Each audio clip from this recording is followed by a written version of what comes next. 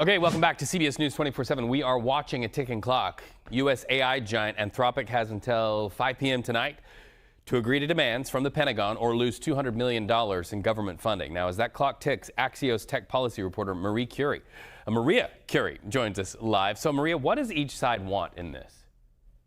Hey, thanks for having me. So the Pentagon's request here is they want to be able to use Anthropic's AI model Claude, and for that matter, any of the other major AI labs' models for all lawful purposes for its unclassified and classified settings without having to really worry about having to check in with any individual company and its safeguards and rules and ideas of how these models should be deployed or not in matters that have to do with national security and that the Pentagon feels they have the most expertise on.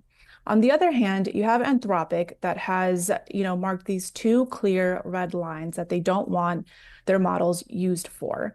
One is mass domestic surveillance, so using this model to surveil Americans using publicly available information such as social media posts or concealed carry permits or voter registration rolls. Those are all publicly available information that the government can legally collect today and use this model in a supercharged, more powerful way to surveil Americans. The second red line that Anthropic has drawn in the sand here is they don't want their model to be used for autonomous weapons and to develop these types of weapons that have no human in the loop because there's a high risk of friendly fire, mission failure, or the unintentional escalation of a conflict. Those all sound like pretty reasonable objections and pretty reasonable talking points in these negotiations as we await that 5 p.m. deadline.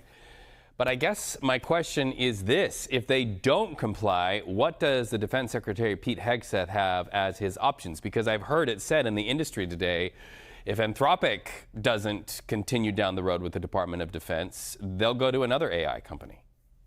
Right, and they already are negotiating these terms with the other AI labs, that's OpenAI and Google.